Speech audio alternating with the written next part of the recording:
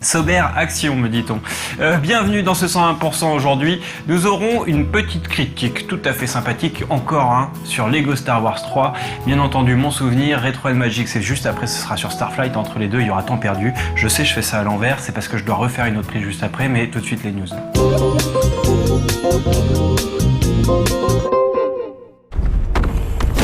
Les bons jeux impliquant des mechas sont plutôt rares de nos jours, et ceux qui n'accrochent pas au Armored Core n'ont pas vraiment d'alternative. Mais peut-être que cela risque de changer avec Hawken, un FPS à la sauce mecha développé par Adhesive Games, un petit studio indépendant. Si les infos sont plutôt rares concernant ce titre destiné a priori au PC, on peut déjà s'extasier devant ces quelques minutes de gameplay dévoilées récemment, qui nous prouvent par exemple que Square Enix s'est vraiment moqué de nous avec son dernier Front Mission Evolved. On sait également qu'Adhesive Games s'intéresse très sérieusement aux consoles HD, il ne serait donc pas étonnant d'avoir une annonce concernant ces dernières d'ici quelques temps. La date de sortie quant à elle reste floue et on a le droit au traditionnel When It's Done de la part des développeurs. On reste tout de même au taquet pour ce Hawken qui risque de faire beaucoup de bruit dans les mois à venir.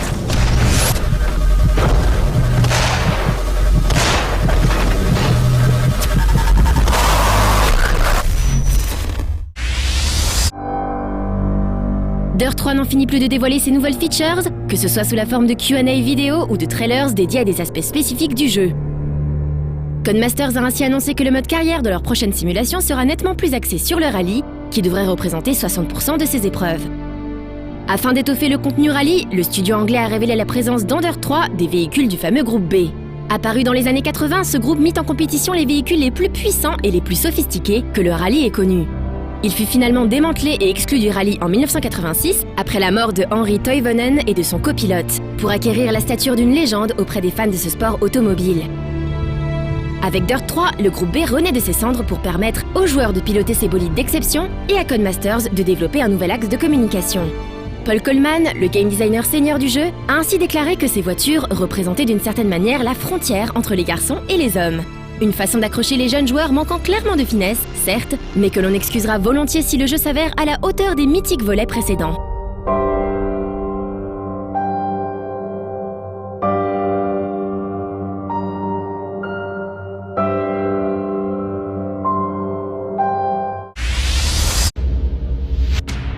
Annoncé pour le 10 mai 2011 sur PS3 et 360, MX vs ATV Alive a été l'objet d'un event des plus divertissants. THQ avait en effet convié les journalistes à la présentation de son prochain jeu de course qui se finissait par un vrai show de motocross. Original donc, tout comme leur stratégie commerciale qui consiste à sortir le jeu à un prix plutôt bas, une quarantaine d'euros, en même temps que plusieurs DLC comprenant des circuits ou des véhicules supplémentaires. Une manière de laisser le joueur se construire sa propre expérience. On vous reparlera bien entendu de ce MX vs ATV dans les semaines qui viennent, histoire de confirmer ou d'infirmer nos premières impressions qui sont pour le moment plutôt mitigées.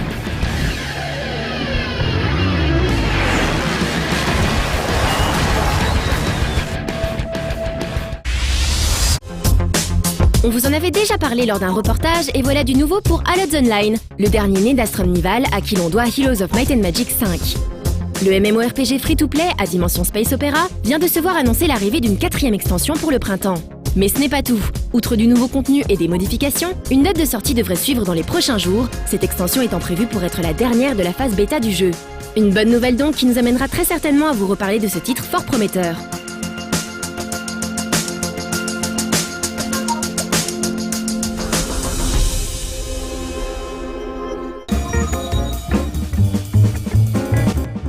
Alors tout de suite Lego Star Wars 3, l'actu est complètement folle avec les jeux Lego, ça sort sur toutes les plateformes, imaginez-vous donc. Alors et puis en peu ça, on n'a pas fini d'en manger parce qu'en mai il y aura Pirates des Caraïbes qui a été annoncé en version Lego. Donc je vous rappelle, il y a eu Batman, il y a eu donc Pirates des Caraïbes, Harry Potter, Indiana Jones, vivement à Aliens, histoire qu'on en finisse quoi.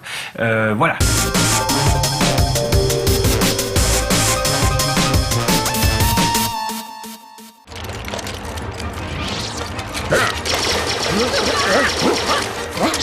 Lorsque le studio Travel Stays a lancé le premier Lego Star Wars il y a 6 ans de cela, il ne s'attendait sans doute pas à un si grand succès. En effet, le jeu visait avant tout un public jeune. Mais licence Star Wars oblige, beaucoup de fans de l'univers de Lucas ont voulu s'essayer à l'humour bon enfant du titre. Après avoir passé à la moulinette Lego les 2 trilogies Star Wars, Indiana Jones, Batman et Harry Potter, Travel Stays revient aux sources avec ses bonnes vieilles guerres de l'étoile.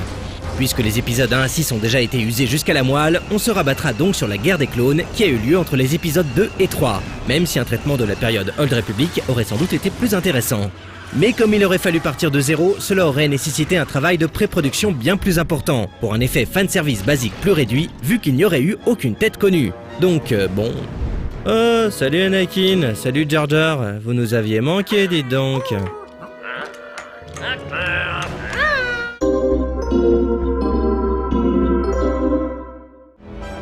Lego Star Wars 3 se déroule donc entre les épisodes 2 et 3 alors que les Jedi luttent contre les forces séparatistes. Le scénario du jeu couvre plus ou moins les événements des 2 premières saisons de la série d'animation The Clone Wars. Vous vous lancerez donc à la poursuite des 3 antagonistes principaux de la série, Asajj Ventress, le général Grievous et le comte Dooku, afin de faire triompher l'amour de son prochain et la démocratie en tapant les gens qui sont pas d'accord avec le gouvernement. Et bah voilà, niveau trame de base, c'est à peu près tout.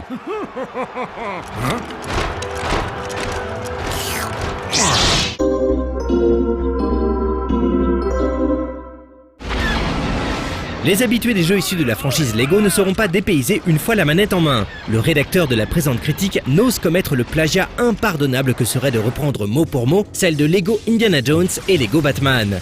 Néanmoins, le cœur y est. On a droit à une copie conforme en tout point des précédents Lego Bidule. On retrouve donc le principe du grand hub vous donnant accès aux différentes activités proposées par le jeu. À partir de ce hub, vous aurez accès aux missions de scénario proprement dites, à un mode PVP à 2 basé sur les missions de bataille à grande échelle, sur lesquelles on reviendra plus en détail dans la suite de cette critique, à l'exploration du hub lui-même afin de dénicher chaque petit secret, etc. Les missions sont composées de 3 arcs de 6 niveaux, chacun des arcs étant dédié à l'un des 3 grands méchants que vous pourchasserez. Vous aurez tout loisir de passer de l'un à l'autre de ces arcs afin de remplir les missions à votre convenance. Ces dernières sont divisées en 3 grands types. L'exploration à pied habituelle, durant laquelle vous gérez une équipe afin de remplir votre objectif, les missions de combat spatial qui se dérouleront en vaisseau, et enfin, nouveauté de cet épisode, des phases de simili STR. Durant ces phases de jeu, vous combattrez l'armée séparatiste sur le champ de bataille. Les objectifs de ces missions sont divers et peuvent être la destruction de structures particulières comme des pylônes générant un bouclier, ou l'annihilation pure et simple des positions ennemies. Pour ce faire, il vous faudra emprunter les véhicules de l'ennemi afin de lui mettre sa misère, puis dans certaines missions construire vos propres structures afin d'acquérir la puissance de feu nécessaire à toute négociation bien menée. Lors des phases de jeu à pied, on retrouve la routine inhérente à tous les jeux Lego. On avance, on casse le décor afin d'amasser le plus de jetons possible, on erre souvent de longues minutes en cherchant désespérément quoi faire pour avancer. La routine quoi. On dispose également de la possibilité de changer de personnage à tout moment afin de bénéficier des capacités spéciales propres à chacun. Les Jedi utilisent la force pour déplacer des objets ou construire des structures à base de blocs. Les soldats clones peuvent utiliser leurs grappins afin de franchir des précipices ou d'actionner certains mécanismes. Les droïdes astromech peuvent actionner des consoles et hacker certains systèmes. Et Jar Jar Binks ne sert à rien. Bref, la liste est longue. Un second joueur peut, comme c'était déjà le cas auparavant, rejoindre et quitter la partie de façon transparente. Il prendra alors tout simplement le contrôle d'un des personnages présents sans interrompre le niveau en cours. Si les 2 joueurs s'éloignent trop l'un de l'autre, l'écran se divise de façon dynamique en fonction de la position relative des 2 avatars, comme cela avait déjà été fait dans Lego Indiana Jones.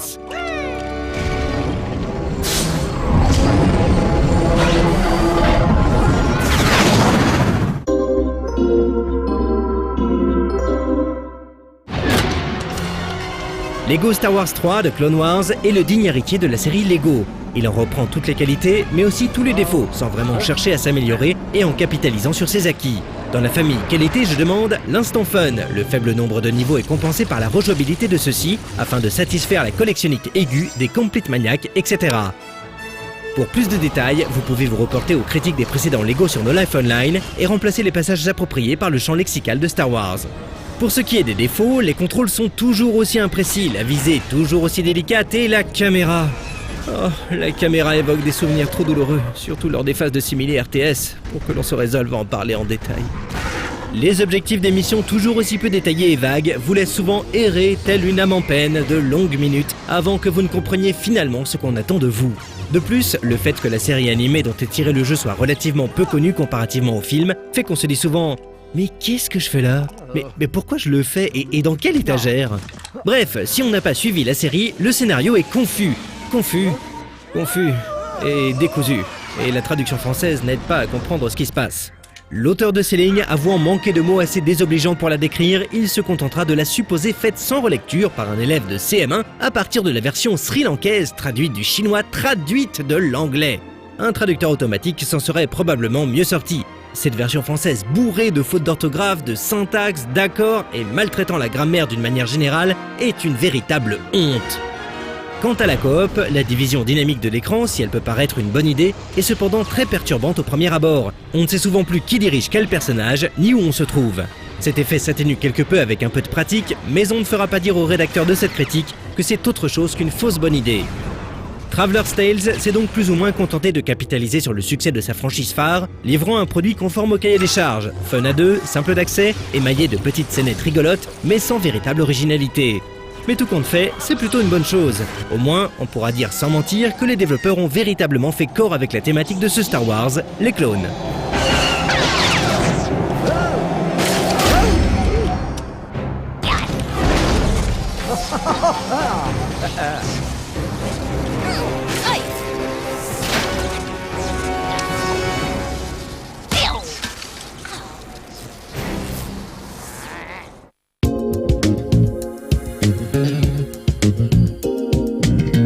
Mon souvenir, on n'a aucune information.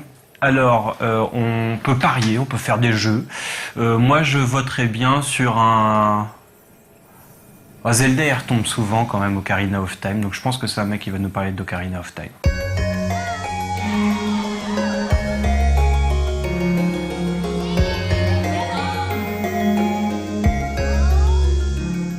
思い出の一本というか、ツアークルーがモンスターハンターをやってるんですね。ドラマーもやってるし、ツアーマネージャーもやってるし、で基本的に俺好きなので、漫画もゲームも好きだし、やっちゃうとでもハマっちゃうからステイアウェイしてるんですよね。だから今回もモンハンちょっとだけ一瞬やったんだけど、もう最初の村に行った瞬間やめたみたいな、もういいやみたいな、やったらハマっちゃうんで、はい、そうです。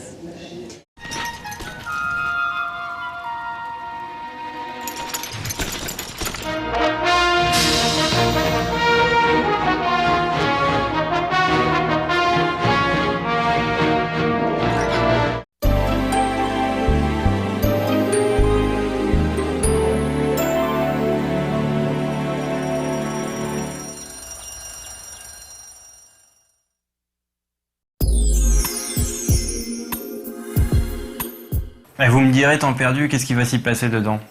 Vous croyez que j'ai une info ? Eh bien non, je n'ai pas d'info. Mais tout ça c'est perdu dans le déménagement, donc c'est pas vraiment super grave, on n'en veut pas à l'équipe.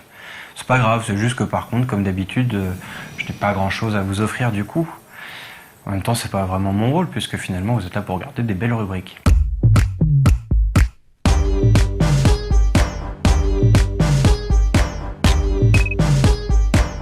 Bonjour, augmentation du gaz, augmentation de l'électricité, augmentation veux-tu en voilà. Ha. Mais alors que faire durant vos heures supplémentaires ? Bienvenue dans Temps perdu. Il y a des jours où un concept est difficile à expliquer et des jours où à l'inverse c'est super simple. Et puis encore d'autres jours où l'on se sent d'humeur joyeuse, festive, prêt à se lancer dans une grande vague de blagounettes qui coulolent trop MDR, qui tue trop pur. Alors aujourd'hui, dans GIRP, du moins si vous n'avez pas chopé la grippe, hein. LOL.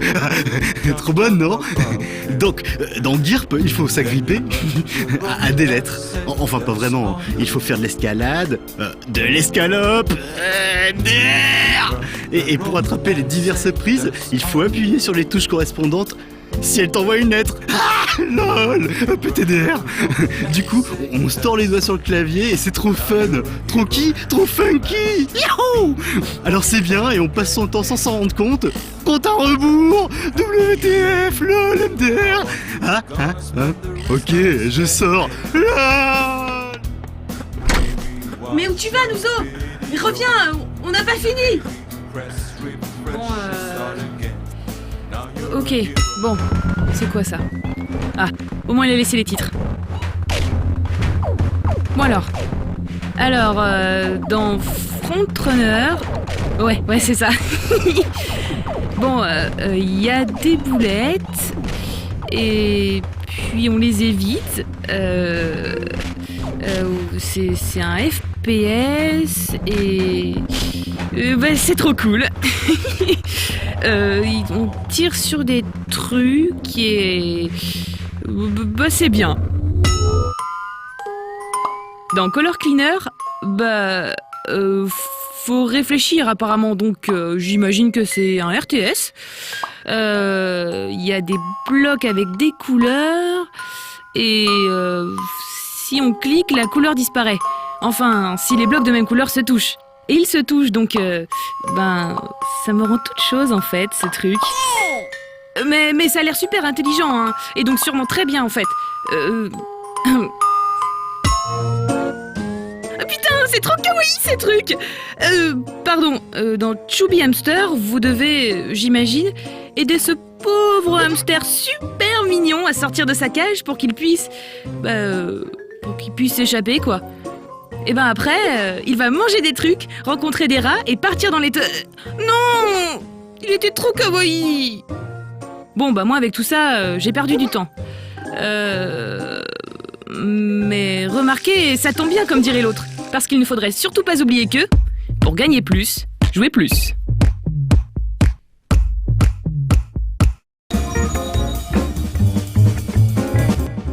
Retro and Magic, là par contre, ce n'est pas du tout la même. Nous avons des infos, et quelle info! Waouh! Alors en fait, ce sera sur Starflight, pour commencer. Ensuite, ça a été écrit par un mec du forum qui s'appelle Linsky, qui est modérateur, il me semble. Ouais, tout à fait, on me dit oui de la tête. Et il est modérateur, et donc là, il doit faire juste avoir les petites miquettes devant son canapé, parce que voilà sa première œuvre. Et nous, parce que nous, on aime bien annoncer les petits jeunes dans le grand bain de la télévision. Oh, je sais jamais quoi faire de mes mains, donc je les mets dans mes poches maintenant.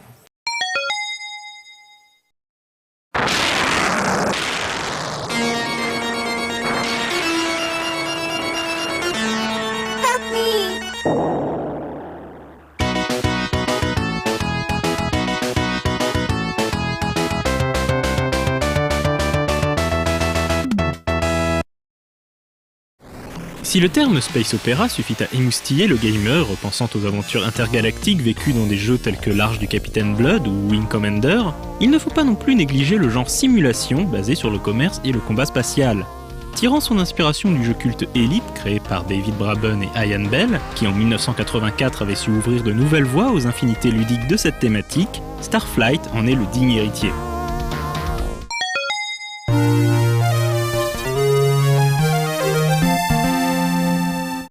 L'histoire de Starflight se déroule dans un futur éloigné, en 4620. Après une guerre intergalactique, les populations artériennes, mélange de descendants humains et extraterrestres, vivent communément sur une station orbitale du nom de Ars. Elles ont pour mission prioritaire d'aller coloniser d'autres planètes afin de trouver un lieu habitable avant la mort très prochaine de l'étoile de leur système solaire.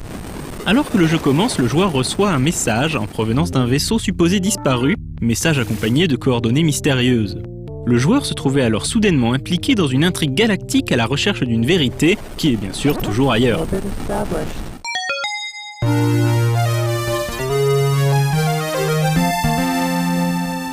Après un briefing d'introduction via la salle de communication, il fallait donc s'initier rapidement à la création d'un équipage de bord compétent, réunissant navigateurs, médecins, scientifiques et autres experts en communication. Cela impliquait de les entraîner afin de pouvoir faire face dans les meilleures conditions à toutes sortes de situations. Il était quand même un peu ballot de ne pas pouvoir scanner une planète, de ne pas arriver à se placer en orbite de celle-ci, ou encore de ne pas comprendre les aliens rencontrés faute de compter dans l'équipage un lieutenant compétent en communication.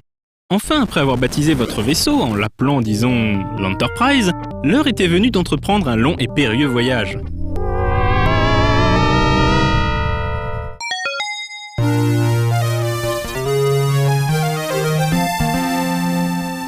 Au travers de graphismes semblant minimalistes, Starflight disposait d'un background et d'une richesse peu commune. En effet, dès le décollage, le joueur pouvait ressentir immédiatement les joies de la physique en entrant dans les orbites des différentes planètes. Ainsi, il devait faire appel à toute l'efficacité de son équipage, tant pour préparer un atterrissage en toute sécurité que pour faire une analyse scientifique de la planète, notifiant ainsi aux joueurs ses particularités, son relief, sa gravité, sa stabilité climatique, son abondance en minéraux ou en forme de vie. L'aspect gestion et économique était au centre du concept. Une fois posé sur la planète choisie, le joueur prenait alors le contrôle du VT, le véhicule de terrain, et se devait d'en exploiter les ressources au maximum. Ceci permettait quelques phases d'exploration amusantes à condition de ne jamais oublier la dangerosité des lieux, car tornades, tremblements de terre et organismes vivants parfois agressifs mettaient sans cesse en péril votre mission. Après avoir exploré les quelques planètes alentours, tâche déjà considérable, le joueur devait s'affranchir de son système solaire, ce qui le menait inéluctablement à établir des stratégies plus complexes. L'autre conséquence de cette expansion était la rencontre de différentes formes de vie plus ou moins intelligentes, avec leur propre langage et culture. S'offrait alors aux joueurs une boîte de dialogue simple avec divers choix de ton, hautain, pacifique, humble, afin de poser les questions pertinentes, de contourner les conflits politiques et recevoir des informations cruciales, telles que des localisations de planètes viables ou des coordonnées indiquant l'emplacement d'épaves ou de trésors. Il n'était toutefois pas exclu de voir un conflit éclater sur un simple malentendu.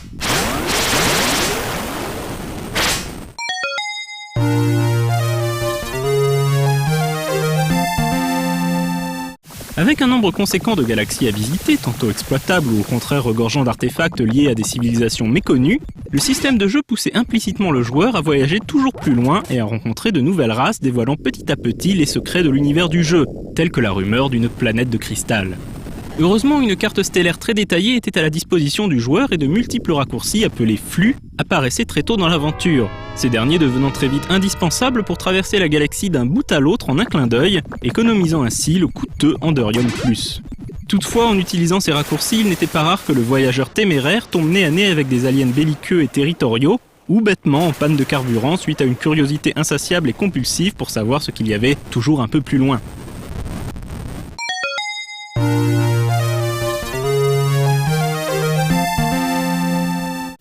Binary Systems et Electronic Arts se joindront à nouveau leurs forces pour créer une suite à Starflight. Malgré un système et un gameplay proche, et l'inclusion de nouvelles races d'aliens bigarrés, Starflight 2 Trade Routes of the Cloud Nebula paraissait aussi plus poussif et moins esthétique. Le jeu ne connut malheureusement qu'un timide succès. A noter aussi qu'une suite non officielle du nom de Protostar fut développée par Tsunami Media en 1993 et proposait un univers de jeu encore plus riche et travaillé. Le jeu souffrait malgré tout d'un système de combat mal pensé. Un autre successeur indirect à Starflight fut la série des Star Control d'Accolade.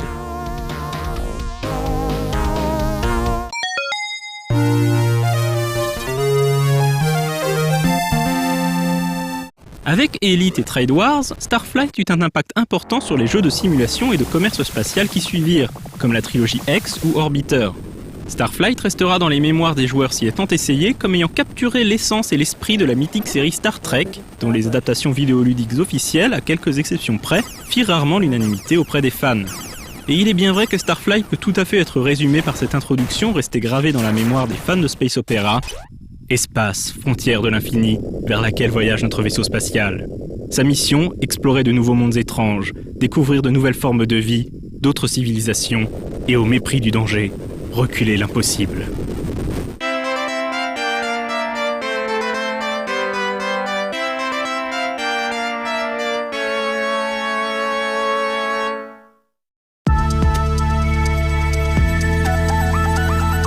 Delarue va voir tous les petits enfants en camping-car pour leur expliquer que la drogue c'est mal. Et comme il est fort, tu vois, il va pas tout seul, il va avec un ancien alcoolo et un ancien fumeur de shit. Alors il manque que l'héroïnomane et après c'est parti. Et tout ça pour dire, les enfants, ne vous droguez pas, c'est comme sur les bornes d'arcade, s'ils avaient été des gamers, ils seraient pas drogués. Voilà, au revoir.